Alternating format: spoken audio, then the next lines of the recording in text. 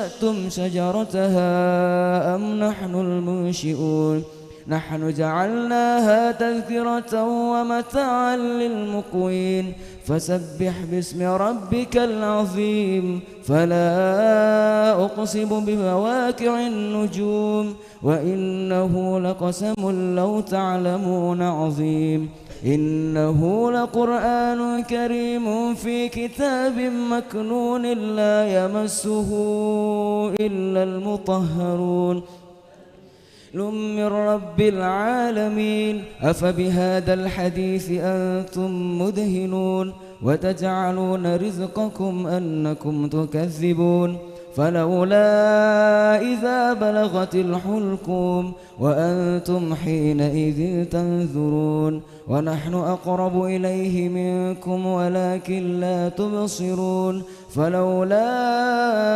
إن كنتم غير مدينين ترجعونها إن كنتم صادقين فأما إن كان من المقربين فروح وريحان وجنة نعيم وأما إن كان من أصحاب اليمين فسلام لك من أصحاب اليمين وأما إن كان من المكذبين الضالين فنزل من حميم وتصلية جحيم إن هذا لهو حق اليقين فسبح باسم ربك العظيم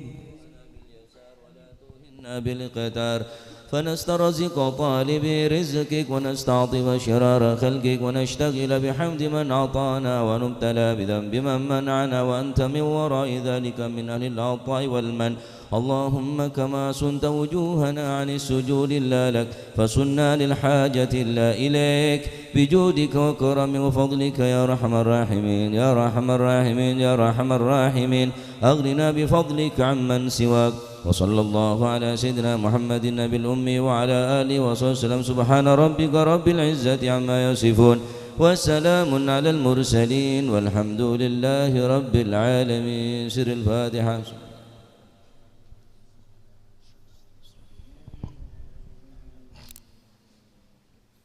الفاتحة لمن نوى سلفنا الصالحون وعلى من نوى الحبيب علي الهبشي وأنا من سلفنا الصالحون أن الله يغفر ذنوبنا ويستر عيوبنا ويشفي أمراضنا ويقضي حاجتنا وحاجات المسلمين أجمعين أن الله يسير كل أمورنا أمور الدنيا والآخرة وإلى حضرة النبي محمد صلى الله عليه وسلم بسر أسرار الفاتحة.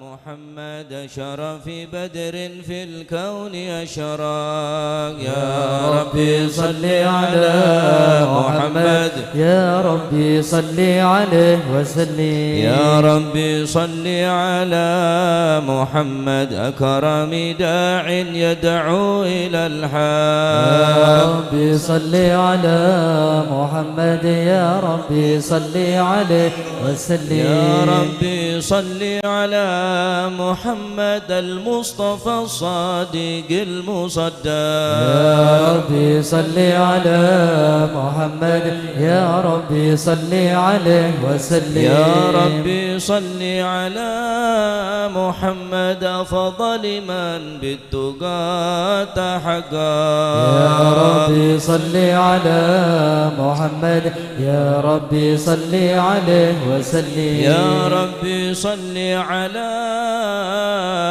محمد من بالسخاء والوفاء تخلى يا ربي صل على محمد يا ربي صل عليه وسلم يا ربي صل على محمد واجمع من الشمل ما تفرق يا ربي صل على محمد يا ربي صل عليه يا وسلم ربي صل على محمد وصله وسهل ما قد تعوى يا ربي صل على محمد يا ربي صل عليه وسلم يا ربي صل على محمد وافتح من الخير كل مغلى يا ربي صل على محمد يا ربي صل عليه وسلم يا ربي صل على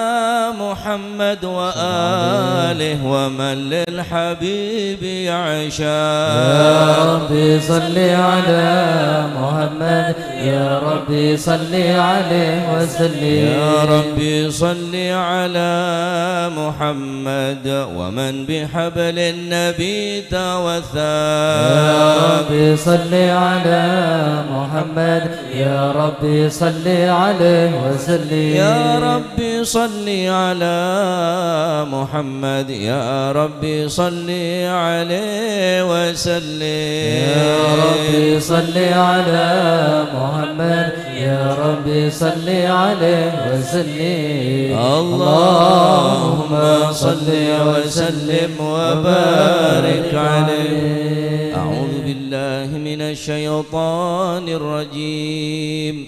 بسم الله الرحمن الرحيم. إنا فتحنا لك فتحا مبينا ليغفر لك الله ما تقدم من ذنبك وما تأخر ويتم نعمته عليك ويهديك صراطا مستقيما صلى الله عليه وينصرك الله نصرا عزيزا. لقد جاءكم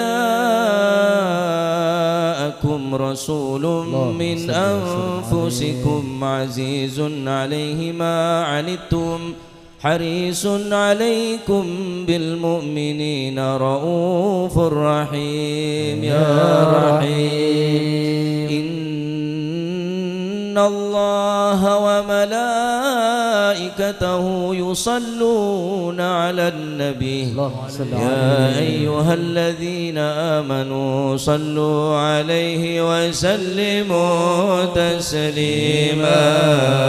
اللهم صل وسلم وبارك عليه. السلام عليك زين الأنبياء السلام عليك السلام عليك أتقى الأتقياء السلام عليك السلام عليك زين الأنبياء السلام عليك السلام عليك أتقى الأتقياء السلام عليك السلام عليك أصفى الأصفياء السلام عليك السلام عليك أزكى الأزكياء السلام عليك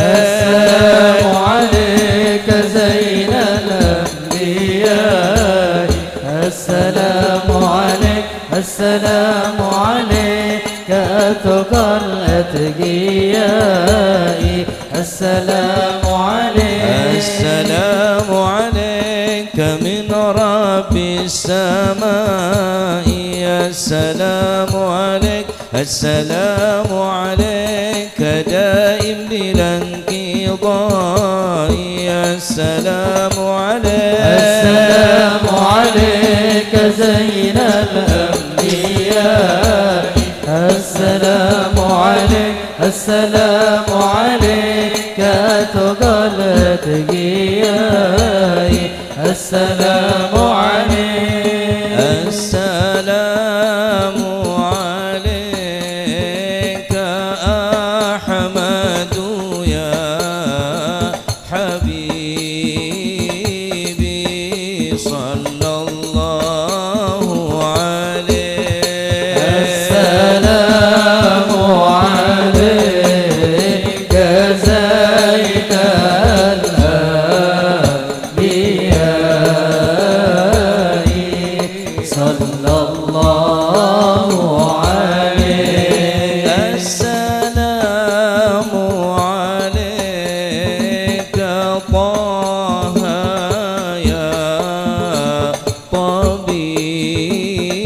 طبيبي صلى الله عليك السلام عليك زين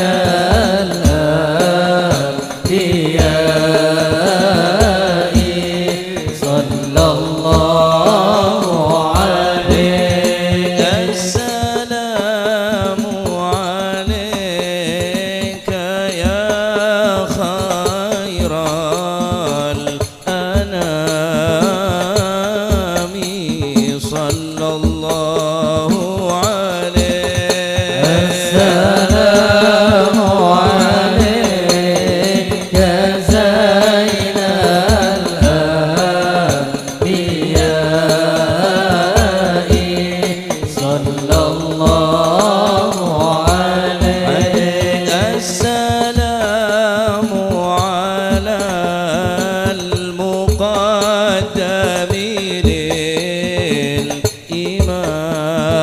للإمام صلى الله عليه السلام عليك زين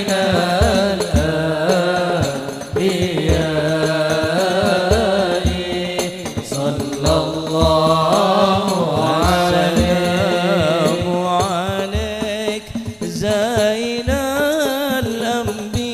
الأنبياء السلام عليك أتقى الأتقياء السلام عليك زين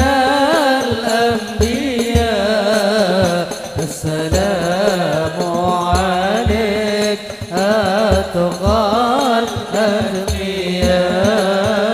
السلام على المشفع في القيامة السلام على المضلل بالغمامة السلام على المتوج بالكرامة السلام عليك السلام عليك السلام عليك زين الأنبياء السلام عليك أتقى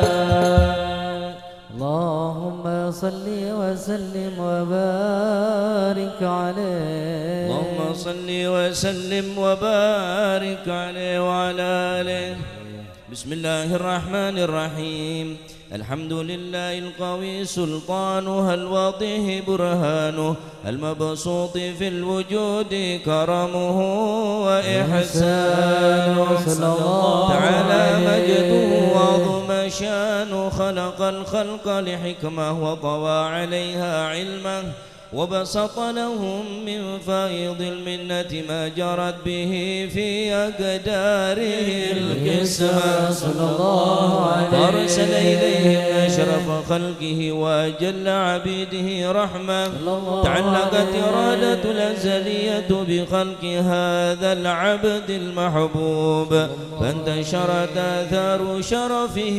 في عوالم الشهادة والغيوب صلى الله فما عليه أجل هذا المن الذي تكرم به المنان صلى الله وما عليه. أعظم هذا الفضل الذي برز من حضرة الإحسان صورة كاملة ظهرت في هيكل محمود صلى الله فتعطرت عليه. بوجودها كناف الوجود وطرزت برد العوالم بطراز التكريم. اللهم صل وسلم أشرف الصلاة والتسليم على سيدنا ونبينا محمد الرؤوف الرحيم.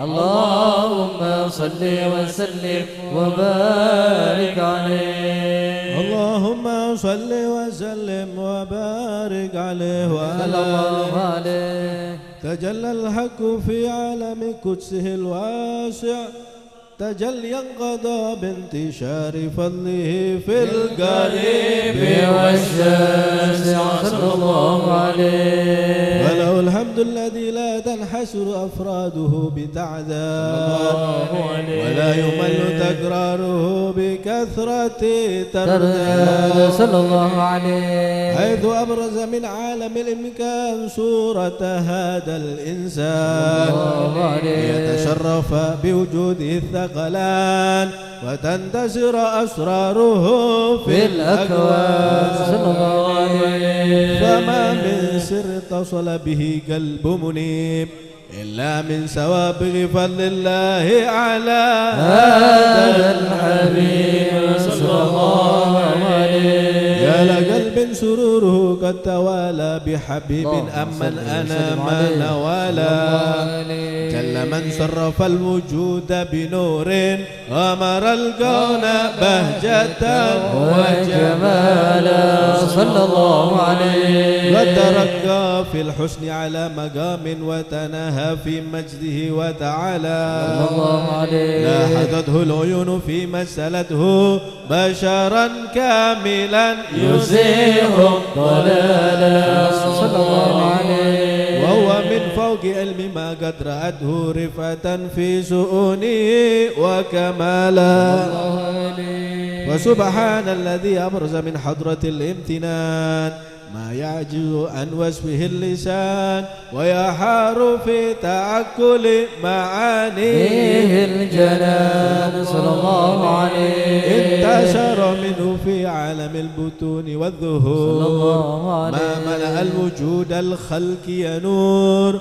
فتبارك الله من إله كريم بشرتنا آيته في الذكر الحكيم ببشارة لقد جاءكم رسول من أنفسكم عزيز عليه ما عنتم حريص عليكم بالمؤمنين رؤوف رحيم. يا رحيم. فمن فاجأت هذه البشارة وتلقاها بقلب سليم فقد هدي إلى صراط مستقيم. اللهم صل وسلم أشرف الصلاة والتسليم على سيدنا ونبينا محمد الرؤوف الرحيم.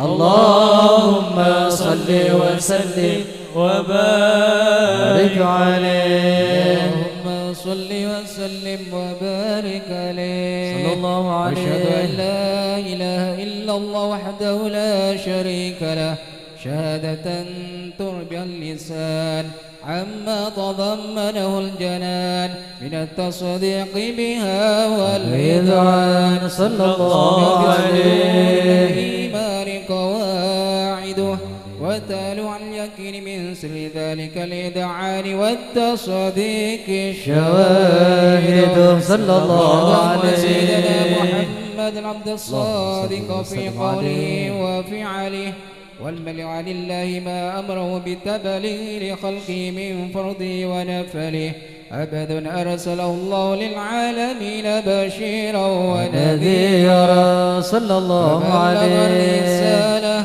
وأدى الأمانة وهدى الله من الأمة بشرا كثيرا. صلى الله عليه. فكان المستبصرين سراجا وقمرا منيرا. صلى الله عليه. أعظمها من منة كرم الله بها على البشر اللهم صل وما وسلم أوصاها عليه. من نعمة انتصر سرها في البحر والبر. اللهم صل وسلم بأجل الصلوات وجمعها وأزكى التحيات وأوسعها على هذا العبد الذي وفى بحق العبودية صلى الله وبرز عليه. فيها في خلة الكمال وقام بحق الربوبية في مواتن الخدمة لله وأقبل عليه غاية الإقبال. صلى الله عليه. يتسبره المصلي اللهم عليه صل به وسلم عليه. وينبسط في قلب نور سر تعلقه به وهبه صلى الله ويمتلئ عليه. بعناية الله في حزبه وعلى آله وصحبه الذين ارتقوا صهوة المجد بقربه. صلى الله عليه. أشرف الأصل بوده وهبه ما أطر الأكوان بنشر ذكراهم نسيم. اللهم صل وسلم أشرف الصلاة والتسليم على سيدنا ونبينا محمد الرؤوف الرحيم. اللهم صل وسلم وبارك عليه. اللهم صل وسلم وبارك عليه. أما بعد، فلما تعلقت إرادة الله في العلم القديم بظهور أسرار التخصيص للبشر الكريم بالتقديم والتكريم، بدت القدرة الباهرة بالنعمة الواسعة والمنة الغامرة، فانفلقت بيضة التصوير في العالم المتلك الكبير عن جمال مشهود بالعين حاول لوصف الكمال المطلق والحسن التام فتنقل ذلك الجمال الميمون في الأصلاب الكريمة والبطون، فما من صلب ضم إلا وتمت عليه من الله النعمة صلى الله عليه. فهو القمر التام الذي يتنقل في بروجه ليتشرف بموطن استقراره وموضع خروجه، وقد بدت الأكدار الأزلية بما قضت وأظهرت من سر هذا النور ما أظهرت وخصصت به من خصصت صلى الله عليه. فكان مستقره في الأصلاب الفاخرة والأرحام الشريفة الطاهرة حتى برز في عالم الشهادة بشرا لا كالبشر، ونورا حير الأفكار ظهوره وبهر، فتعلقت همة الراقم لهذه الحروف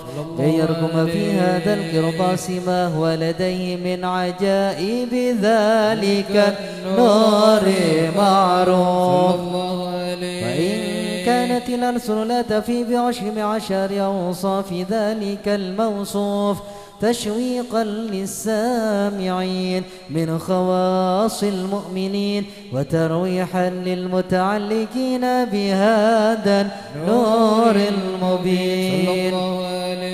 وإلا فأن تعرب الكلام عن شؤون خير الأنام، ولكن هزني إلى تدوين ما حفظته من سر أشرف المخلوقين وما أكرمه الله به في مولده من الفضل الذي عم العالمين.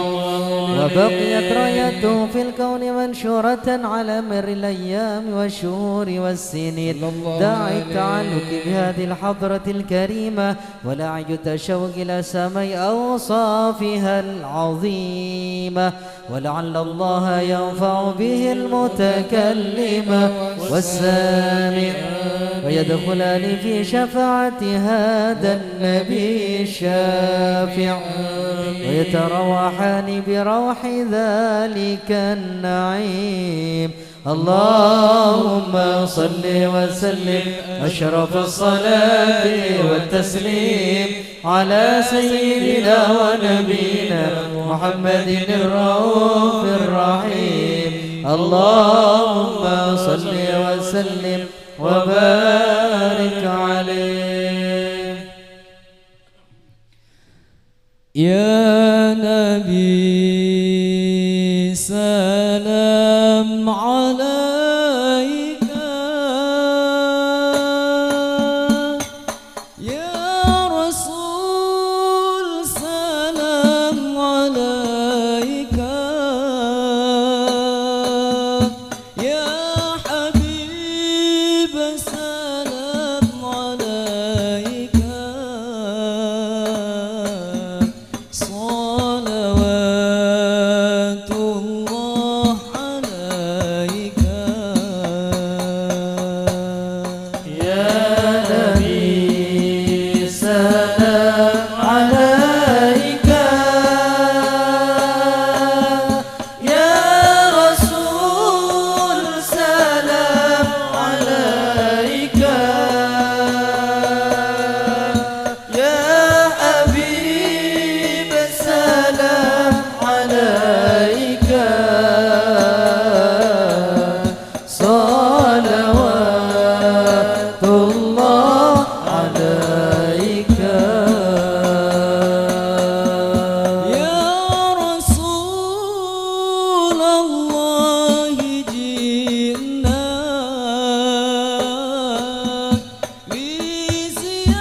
لزيارة قاصدينا،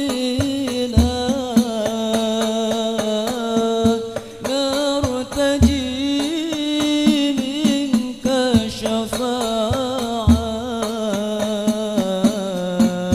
عند رب العالمين.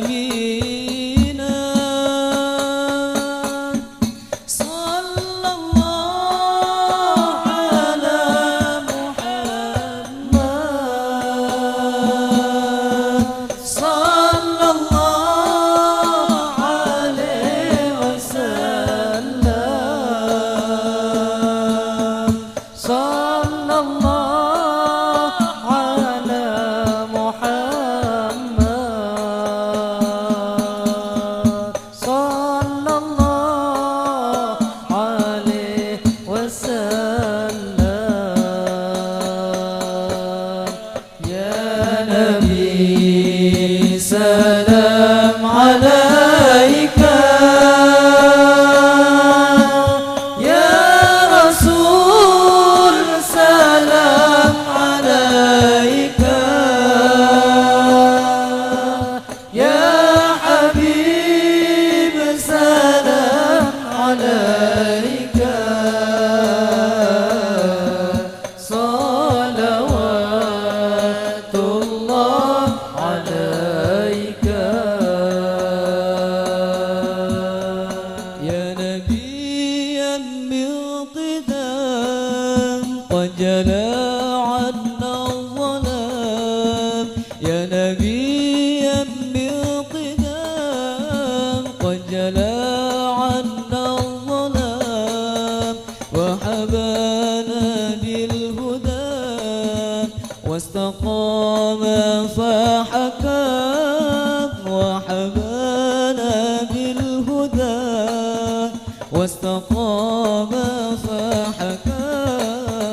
يا نبيا من كذاب قد جلى عنا الظلام، يا نبيا من كذاب قد جلى عنا الظلام، وحبانا بالهدى واستقام فحكم، وحبانا بالهدى واستقام فحكم.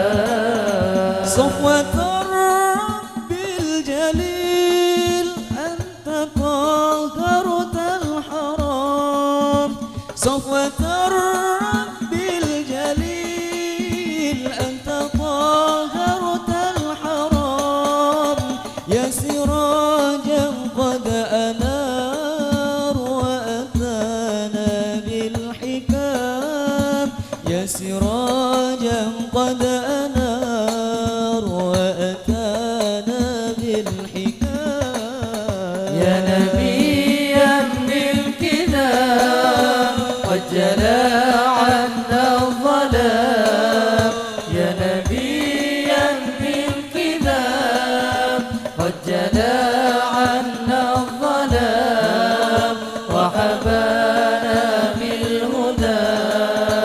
واستقام فحكم وحبانا بالهدى واستقام فحكم جئت أوقدت الأنام ورفعت للهمام جئت أوقدت الأنام ورفعت للهمام يا أبا زهراء يا خير غرب وعجاب يا أبا زهراء يا خير غرب وعجاب يا نبيا من كذا قد جلا عنا الظلام يا نبيا من كذا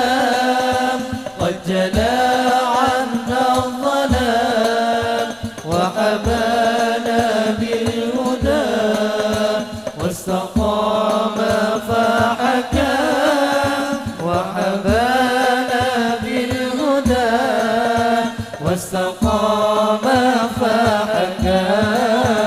فحكم اللهم صل وسلم وبارك عليه اللهم صل وسلم وبارك عليه وعلى آله وقد آن للقلم أن يخض ما حركته في الأنامل مما استفاده الفهم من صفات هذا العبد المحبوب بالكامل صلى الله عليه والشمائل التي هي أحسن الشمائل وهنا حسن أن نثبت ما بلغ إلينا في شأن هذا الحبيب من أخبار وآثار صلى الله عليه ليتشرف بكتابة القلم والقرطاس وتتنزه في حدائق الأسماع والأبصار وقد بلغنا في الأحاديث المشهورة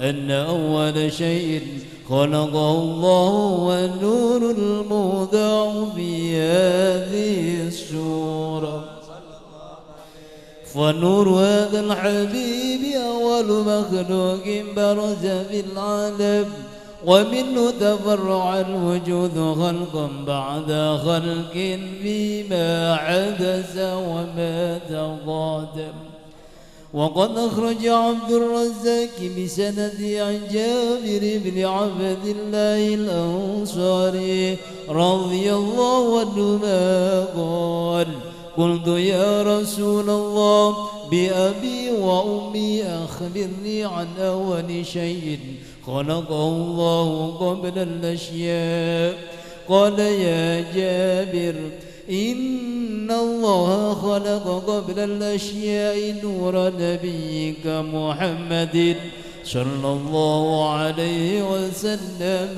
من نوره وقد ورد من حديث أبي هريرة رضي الله عنه أنه قال قال رسول الله صلى الله عليه وسلم عليه كنت أول النبيين في الخلق وآخرهم في البعث صلى الله عليه وقد تعددت الروايات بأنه أول الخلق وجودا وأشرفهم مولودا ولما كانت السعادة الأبدية لها ملاحظة خفية اختصت من شاءت من البرية بكمال الخصوصية صلى الله عليه فاستوضعت هذا النور المبين أصلاب وبطون ما شرفته من العالمين صلى الله عليه فتنقل هذا النور من صلب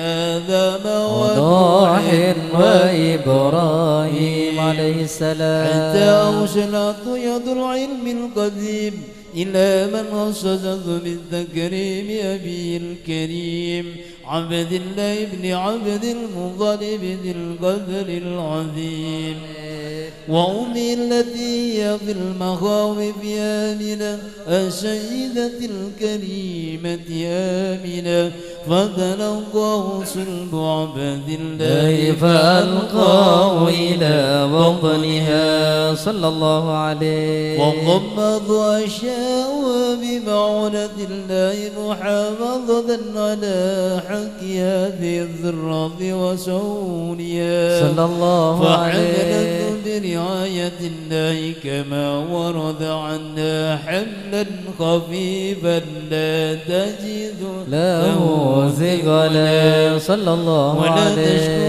من ولم ولا علما حتى مر الشهر بعد الشهر من حمله وقرب وقت برزه إلى عالم الشاذة لتنبسط على هذا العالم فيوضات فضله وتنتشر في آثار مجده الصميم اللهم صل وسلم أشرف الصلاة والتسليم على سيدنا ونبينا محمد الرؤوف الرحيم اللهم صل وسلم وبارك عليه اللهم صل وسلم وبارك عليه صلى الله ومضانقا عليه به هذه الدرة المكنونة والجوهرة المسونة والكون كله يصبح ويمسي في سرور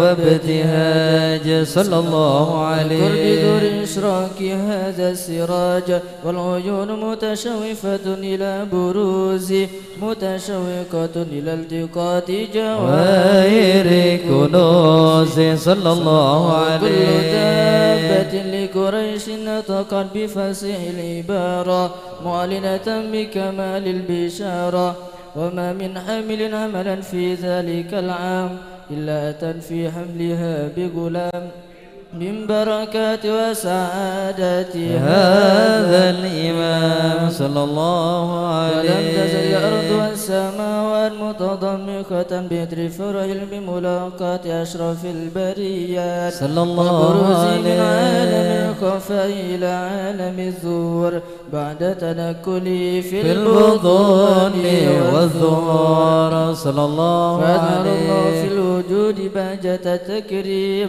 وبسط في العالم الكبير مائدة التشريف والتعظيم ببروز هذا البشر كريم اللهم صل وسلم أشرف الصلاة والتسليم على سيدنا ونبينا محمد الرؤوف الرحيم اللهم صل وسلم وبارك اللهم صل عليه وسلم وبارك عليه وعلى صلى الله عليه وحين قرب عن وضع هذا الحبيب صلى الله عليه أعلنت السماوات والأرضون ومن فيهن بالترحيب صلى الله عليه وأمطار لله على أهل الوجود تثيج والسنة الملائكة بالتبشير للعالمين تعي سبحان الله والحمد لله ولا إله إلا الله والله أكبر سبحان الله والحمد لله ولا إله إلا الله والله أكبر سبحان الله والحمد لله ولا إله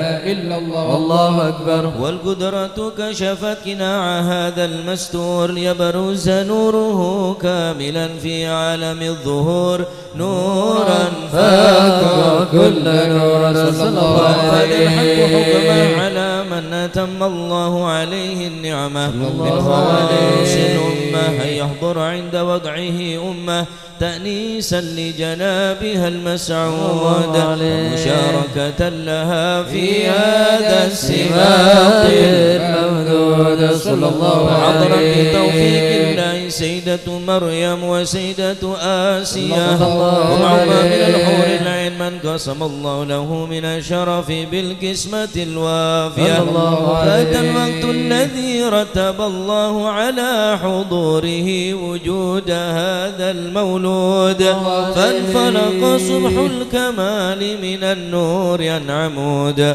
وبرز الحامد المحمود مذينا لله بالتعظيم والسجود. صلى الله محمد صلى الله عليه وسلم. صلى الله على محمد صلى الله عليه وسلم. اللهم صل على محمد ومولانا محمد. أشرق الكون ابتهاجا بوجود المصطفى أحمد، ولأهل الكون أنس يا رسول الله، وسرور قد تجدد. يا نبي سلام عليك، يا رسول سلام عليك، يا حبيب سلام عليك، يا رسول الله صلوات الله عليك. فاضربوا يا أهل المثاني، فزار اليوم غرد، واستضيئوا بجمال يا رسول الله، فقافي الحسن تفرد.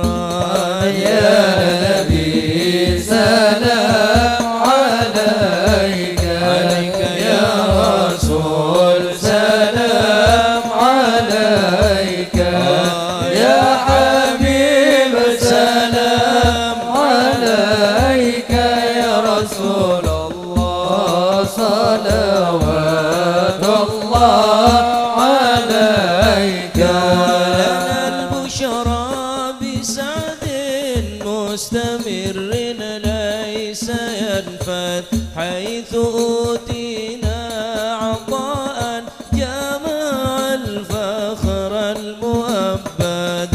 يا نبي سلام عليك، يا رسول سلام عليك، يا حبيب سلام عليك، صلوات الله عليك. فلربي كل حمد جل أن يحصره العاد، إذا حبانا بوجود المصطفى الهادي محمد. يا نبي سلام عليك، يا رسول سلام عليك، يا حبيب سلام عليك، صلوات الله عليك. مرحبا يا محمد. رسول الله، أهلا مرحبا بك، إن بك نسعد. مرحبا مرحبا يا نور العين، مرحبا مرحبا جد الحسين، مرحبا وبجاهه يا إلهي، مرحبا جود وبلغ كل مقصد. مرحبا مرحبا يا نور العين، مرحبا مرحبا جد الحسين، واهدينا نهج سبيلي، مرحبا مرحبا كي به نسعد ونور شاد. مرحبا مرحبا مرحبا يا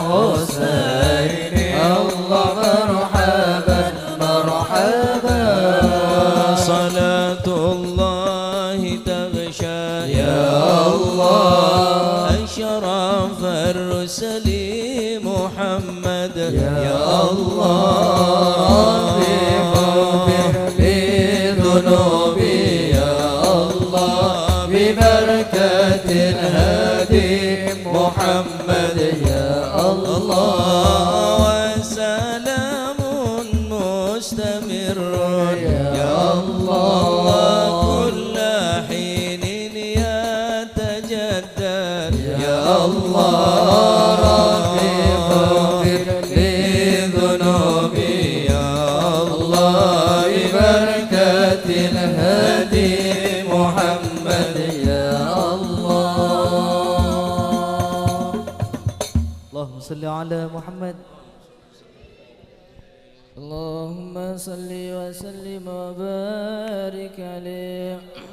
وحين برز صلى الله عليه وسلم من مد أمه برز رافعا طرفه إلى السماء مؤمنا بذلك الرفيع إلى أن له شرفا على مجده وسماء صلى الله عليه. وكان وقت مولد سيد الكونين من الشهور شهر ربيع الأول ومن الأيام يوم الاثنين صلى الله عليه. ولادته وقبره بالحرمين. وقد ورد أنه صلى الله عليه وسلم ولد مكتونا مكحولا مكتونا سرا صلى الله عليه. ذلك لشرف عند الله عيد القدرة صلى الله عليه. ومنزل هذا العالم ظهر من العجائب ما يدل على أنه أشرف المخلوقين وأفضل الحبائب صلى الله عليه. فقد ورد عن عبد الرحمن بن عوف عن أم الشفاء رضي الله عنهما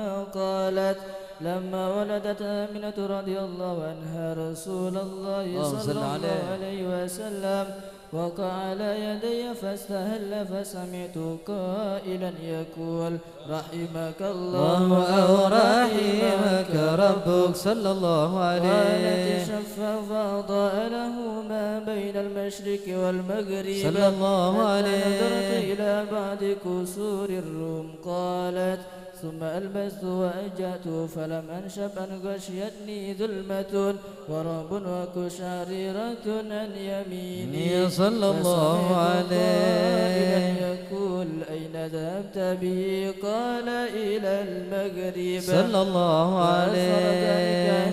ثم عاودني الرعب والظلمة والكشعريرة عن يساري صلى الله عليه. فسمعت قائلا يقول أين ذهبت به قال إلى المشرق صلى الله عليه. قال فلم يزل الحديث مني على بال حتى ابتعثه الله صلى الله عليه. وكنت من أول الناس إسلاما وكم ترجمت السنة من عظيم المعجزات وبين الآيات البينات بما يقضي بعظيم شرفه عند مولاه صلى الله عليه. وأن إلهيته في كل حين ترعى وأنه الهادي إلى الصراط المستقيم. اللهم صل وسلم أشرف الصلاة والتسليم على سيدنا ونبينا محمد الرؤوف الرحيم. اللهم صل وسلم وبارك عليه. اللهم صل وسلم وبارك عليه وعلى آله.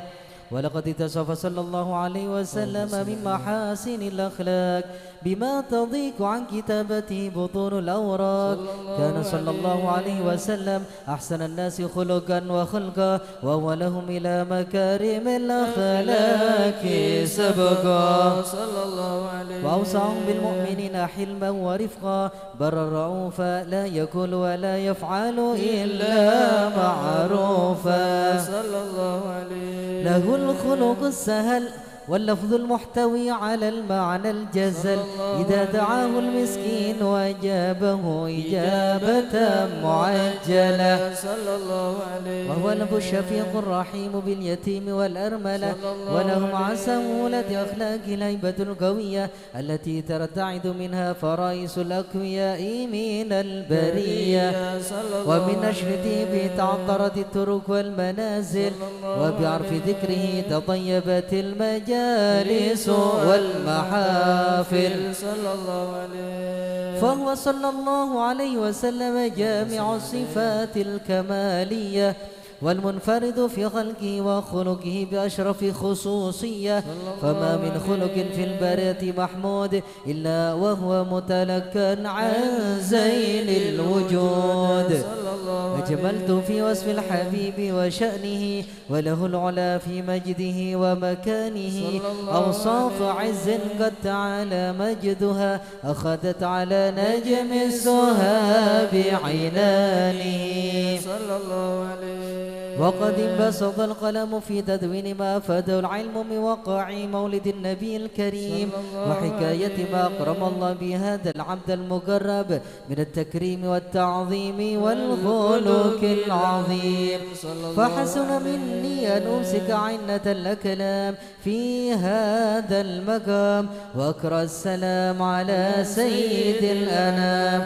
السلام عليك أيها النبي ورحمة الله وبركاته. السلام عليك أيها النبي ورحمة الله وبركاته. السلام عليك أيها النبي ورحمة الله وبركاته. وبذلك يحسن الختم كما يحسن التقديم، فعليه أفضل الصلاة والتسليم. اللهم صل وسلم أشرف الصلاة والتسليم على سيدنا ونبينا محمد الرؤوف الرحيم. اللهم صل وسلم وبارك عليه. يا رسول الله سلام عليك يا رفيع شاني ودرجي. يا رسول الله سلام عليك يا رفيع شاني ودرجي. يا رسول الله سلام عليك يا رفيع شاني ودرجي. يا رسول الله سلام عليك يا رفيع شاني ودرجي. كل بيت أنت ساكنه ليس محتاجا إلى السروج ومريض أنت عائده قد أتاه الله بالفرج. يا رسول الله سلام عليك يا رفيع شاني والدرجي. يا رسول الله سلام عليك يا رفيع شاني والدرجي. وزمان أنت حكيمه زال ما فيه من العوج وجهك الميمون حجتنا يوم تأتي الناس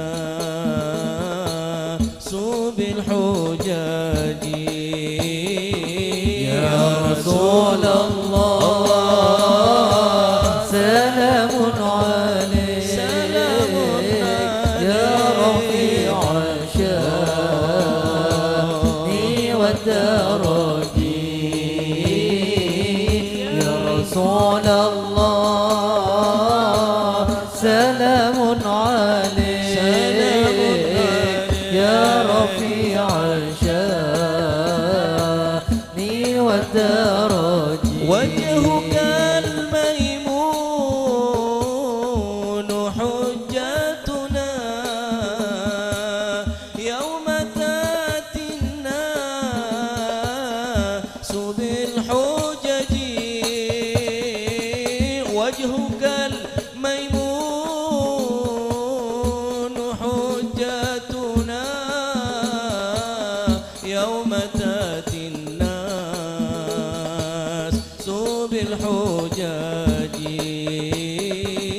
يا رسول الله سلام عليك يا رفيع الشان والدرج يا رسول الله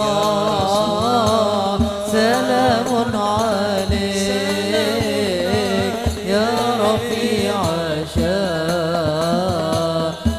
والدرج فجزاك الله خير الجزاء يا منير الكار تجي فرجا ربي عجل منك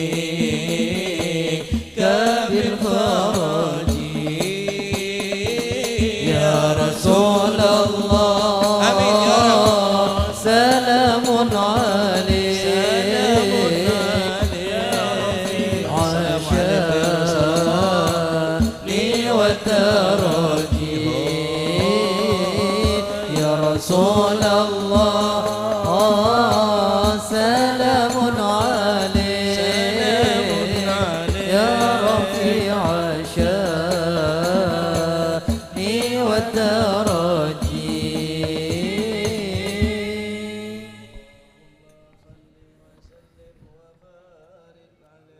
اللهم صل وسلم على سيدنا محمد وعلى اله وصحبه اجمعين والحمد لله رب العالمين. ولما نظم الفكر من درر الاوصاف المحمديه وجودا توجهت الى الله متوسلا بسيدي وحبيبي محمد صلى الله عليه وسلم ان يجعل سعي فيه مشكورا وفعلي فيه محمودا ويكتب أعمالي في الأكمال المقبولة وتوجهي في التوجهات الخالصة والصلات الموصولة. اللهم يا من إليه نتوجه الآمال فتعود ظافرة وعلى باب عزته تحط الرحالة فتوشاها منه الفيوضات الغامرة. نتوجه إليه بأشرف الوسائل لديك سيد المرسلين عبدك الصادق الأمين سيدنا محمد الذي أمت رسالته العالمين أن تصلي وتسلم على تلك الذات الكاملة مستودة أمانتك وحفيظ سرك وحامل راية دعوتك الشاملة الأب الأكبر المحبوب لك والمخصص بشرف الأفخر في كل موطن من مواطن القرب ومظهر قاسم امدادك في عبادك وسكي كوس إرسادك لأهل ودادك سيد الكونين وأشرف الثقلين العبد المحبوب الخالص المحسوس منك بأجل الخصائص. اللهم صل وسلم عليه وعلى آله وأصحابه وأهل تطيبه من أحبابه. اللهم إنا نقدم إليك جاء هذا النبي الكريم ونتوسل إليك بشرف مقامه العظيم أن تلاحظنا في حركاتنا وسكناتنا بعين عنايتك وأن تحفظنا في جميع أدوارنا وتقلباتنا بجميع رعايتك وحسن وقايتك وأن تبلغنا من شرف القرب إليك وإلى هذا الحبيب غاية آمالنا وتتقبل منا ما تحركنا فيه من نياتنا وأعمالنا وتجعلنا من الحاضرين هذا الحبيب من الحاضرين وفي طريق اتباعه من السالكين ولحقك وحقه من المؤدين ولأهلك من الحافظين. اللهم إننا نلمن في رحمتك الخاصة فلا تهرمنا وذنونا جميلة هي وسيلتنا إليك فلا تخيبنا. آمنا بك وبرسولك وما جاء به من الدين وتوجهنا به إليك مستشفعين أن تقابل المذنب منا بالغفران والمسيء بالإحسان والسائل بما سال والمؤمل بما أمل. وأن تجعلنا ممن نصر هذا الحبيب ووازر وواله وظاهر وأم ببركته وشرف وجهته أولادنا ووالدينا وأهل قدرنا ووادينا وجميع المسلمين والمسلمات والمؤمنين والمؤمنات في جميع الجهات وهدم راية الدين القويم في جميع الأقطار منشورة ومع الإسلام والإيمان بأهلها معمورة مانا وسرورا. واكشف اللهم كربة المكروبين واقضي دين المدينين واغفر للمذنبين وتقبل توبة التائبين وانشر رحمتك على عبادك المؤمنين أجمعين واكفي شر المعتدين والظالمين وابسط الأدب بولاد الحق في جميع النواهي والأقطار وأيدهم بتأييد من عندك ونصر على المعاندين من المنافقين والكفار واجعلنا يا رب في الحسن الحسين من جميع البلايا واجعلنا يا رب في الحسن الحسين من جميع البلايا واجعلنا يا رب في الحسن الحسين من جميع البلايا وفي الحسن المكين من الذنوب والخطايا وادمنا في الأعمال بطاعتك وصدق في خدمتك قائمين وإذا توفيتنا فتوفنا مسلمين مؤمنين واختم لنا منك بخير أجمعين وصل وسلم على هذا الحبيب المحبوب للأجسام والأرواح والقلوب وعلى آله وصحبه ومن إليه منسوب وآخر دعوانا الحمد لله رب العالمين سبحان ربك رب العزة عما يصفون سلام على المرسلين والحمد لله رب العالمين. بسر الفاتحة. صراط المستقيم صراط الذين أنعمت. بسم الله الرحمن الرحيم الحمد لله رب العالمين وبه نستعين على أمور الدنيا والدين الصلاة والسلام على أشرف الأنبياء والمرسلين سيدنا مولانا محمد وعلى آله وصحبه أجمعين رضي الله عنكم وقال رضي الله عنه ومن كلامه الحبيب علي الهبشي رضي الله نفعنا به وبعلومه في الدارين.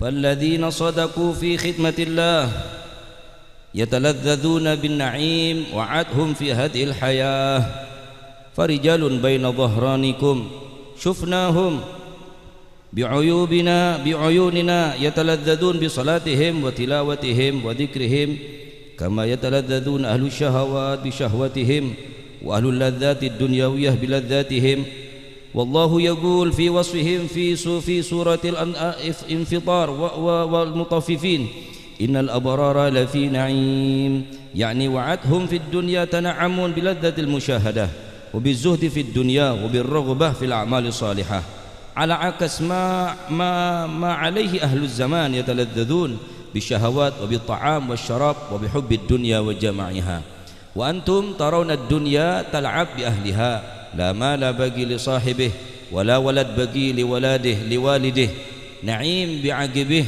زوال ما هو نعيم ارغبوا إلى آخر ما قال رضي الله عنه وأرضاه.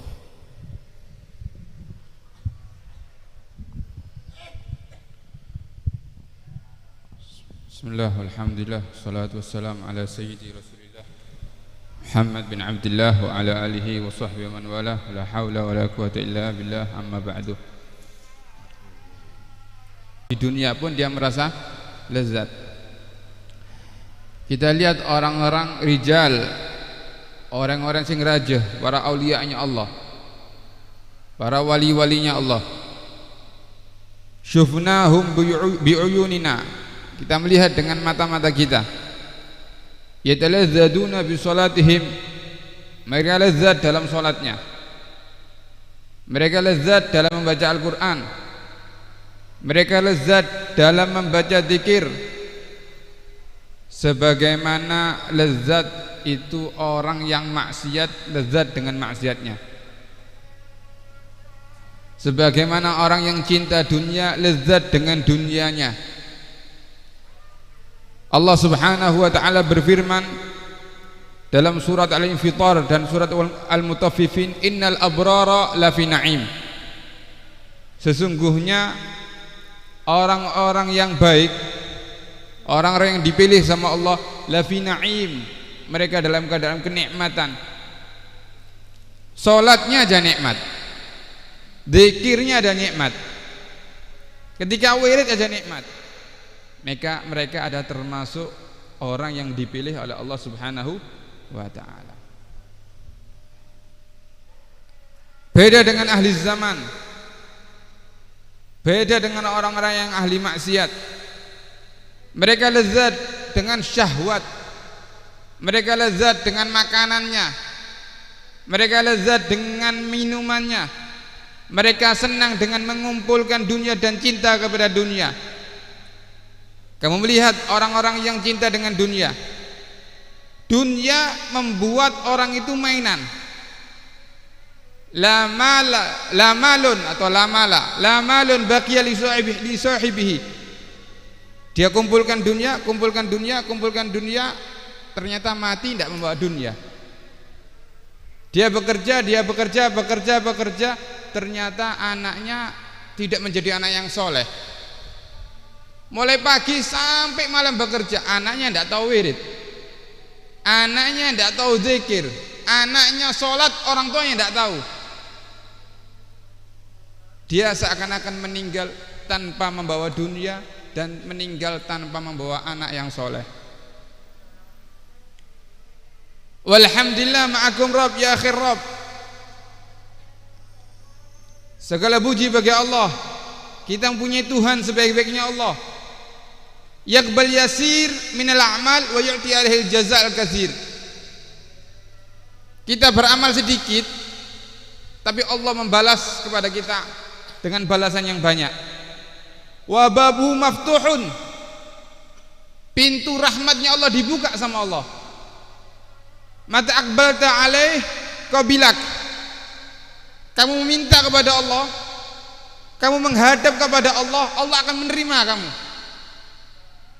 Kamu meminta ampunan sama Allah, Allah akan ampuni kalian. Kamu taubat kepada Allah, Allah akan menerima taubat kalian. Ingat,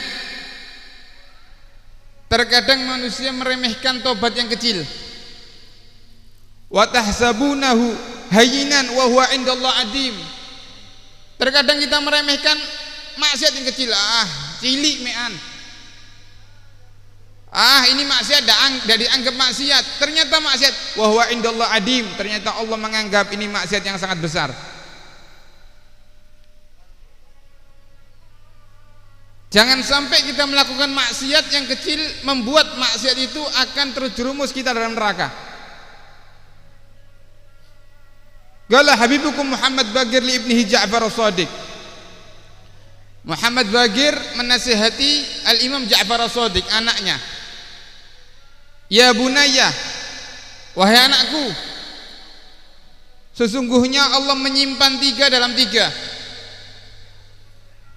Allah menyimpan ridhonya dalam taatnya. Maka jangan kamu remehkan walaupun taat itu sedikit. Allah menyimpan murkanya dalam maksiatnya. Maka jangan kamu remehkan maksiat itu walaupun sedikit. Allah menyimpan aulianya, para walinya di anggota manusia ini.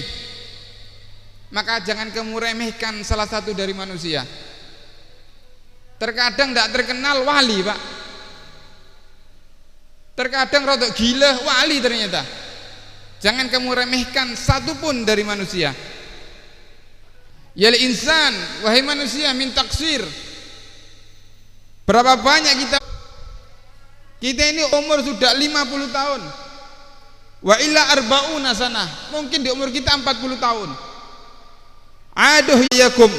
Mudah-mudahan Allah menjaga kalian. Mudah-mudahan Allah menjaga kami. Mudah-mudahan Allah memberi jalan kepada kami jalan yang benar. Mudah-mudahan Allah memberi rezeki kepada kami rezeki ketakutan kepada Allah. Mudah-mudahan Allah menjaga kami dari syaitan dan orang-orang yang nolong syaitan. Mudah-mudahan Allah melihat kami dengan pandangan rahmat. Allah melihat kepada orang-orang yang berdosa, Allah ampuni mereka.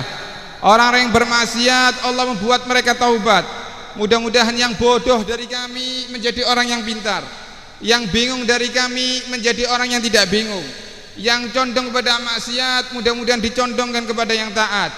Yang lupa kepada Allah mudah-mudahan ingat kepada Allah. Mudah-mudahan perkumpulan ini perkumpulan dirahmati oleh Allah. Wa tafarruqana min ba'di tafarruqan ma'suma. Setelah kita pisah dari perkumpulan ini, mudah-mudahan Allah menjaga kita dari maksiat. Mudah-mudahan Allah menjauhkan dari kesyaqiyan, wala mahruma wala ma'zura wala ma'suma. Mudah-mudahan kita termasuk orang yang sukses dunia sama akhirat. Mudah-mudahan kita diharamkan oleh Allah syafaatnya Rasulullah sallallahu alaihi wasallam. Dan kami meminta, kata Ibnu Al-Habsyi, wa nas'alullah kama jam'ana fi hadzal waqt asy-syarif, sebagaimana Allah kumpulkan di waktu yang mulia ini, kita membaca sirahnya Rasulullah, kita membaca sifat-sifatnya Rasulullah. Mudah-mudahan Allah kumpulkan nanti kita bersama Rasulullah sallallahu alaihi wasallam, dan Rasulullah sallallahu alaihi wasallam ridha kepada kita. Mudah-mudahan Allah tidak keluar dari kita kecuali dosa kita diampuni, wa dzunub maghfurah, wal uyub masturah, aib kami ditutup oleh Allah, wal kusur majburah, semua yang ada masalah Allah gampangkan masalahnya. Mudah-mudahan hati-hati kami, anggota tubuh kami berjalan dalam taat kepada Allah.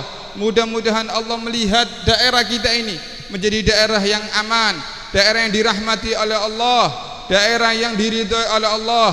Amin Allahumma amin. Rabbi anfa'na bi barakatihim wahdina al-husna bi hurmatihim wa amitna fi tariqatihim wa mu'afatil fitni. Assalamualaikum warahmatullahi taala wabarakatuh.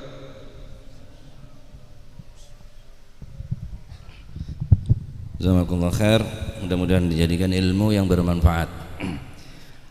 Sedikit menambahi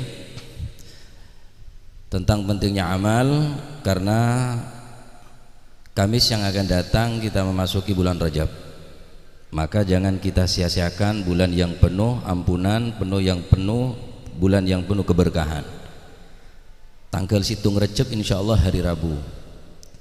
Maka Al-Fakir mengajak kepada diri kami, khususnya kepada Anda sekalian, untuk melakukan beberapa ibadah, di antaranya kita dinto memperbanyak istighfar di bulan Rajab. Yang kedua melakukan puasa sunnah. Berarti tanggal situng hari Rabu yang akan datang tanggal situng. Hari Kamis bakal datang berarti tanggal 2 bulan Rajab. Dengan segala hormat mohon panjenengan lakoh tak pati bere malih manfaat nasihat-nasihat ki puru nikah kanggo sangoh ka alam kubur tari beramal. Insyaallah buka ya kanto. Bikudratillah nyempiliakina koceng, nyempiliakina bikudratillah insyaallah.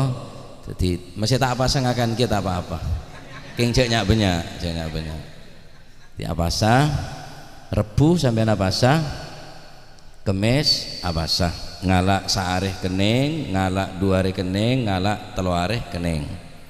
Karena dianjurkan puasa di bulan Rajab itu mengambil ayyamul bid atau di awal iki peneka hari Kemis, Jumat, Sabtu. Karena makruh hukumnya orang puasa sebulan penuh menurut pendapat Imam Al-Ghazali. Kenapa? Karena takut serupa dengan bulan Ramadan. Maka dianjurkan mengambil sebagian daripada bulan Rajab. Rajab aneka adalah bulan maghfirah, bulan ampunan daripada Allah Subhanahu wa ta'ala. Malai manfaat nasihat-nasihat ki buru neka kulit sampean pun banyak maksiatah, ayo ning bulan Rajab istighfar apasa enggi apasa insyaallah mantar muga paring kekuatan insyaallah. Dalam hadis Rasulullah sallallahu alaihi wasallam bersabda, man shoma thalathata ayyamin syahri haram al-khamis wal jum'ah was sabat kataballahu lahu bi kulli yaumin ibadah tis'ami'ati am. Barang siapa yang berpuasa selama 3 hari di bulan-bulan hurum, yakni termasuk bulan Rajab min asyhuril hurum, maka di hari Kamis, hari Jumat, hari Sabtu, maka Allah Subhanahu wa taala akan membalas kepadanya dengan 1 hari berpuasa akan mendapatkan pahala sebesar ibadah 900 tahun ibadah to. Terlepas hadis ini dhaif ataupun untuk fadhailul a'mal, kita tetap pergunakan sekalipun statusnya sebagai nadbu nikah dhaif. Ala kulli hal banyak hadis-hadis saya nerangaki tentang keistimewaan daripada bulan Rajab ya. Jadi jangan sampai kalau panjenengan meninggalkan kesempatan nikah. Ala inna fi ayyami dahrikum nafahat ala fata'arradu laha. Ketahuilah sesungguhnya Allah Subhanahu wa taala di hari-harimu, di bulan-bulanmu, fi ayyami dahrikum setiap bulan dan di hari-hari tertentu Allah Subhanahu wa taala mengucurkan beberapa nafahat, pemberian yang tidak diberikan di hari yang lainnya. Ala fata'arradu laha, maka jangan sampai kalian terlambat, jangan sampai tak melo. Mun bodoh orang soki ngobral, napa mangken selarang? Minyak keltek berapa per kilo? Nah, 2 apa 3 puluh? Hah? 2.000. Ndak, soalnya seakan sing dodol cireng iki kan.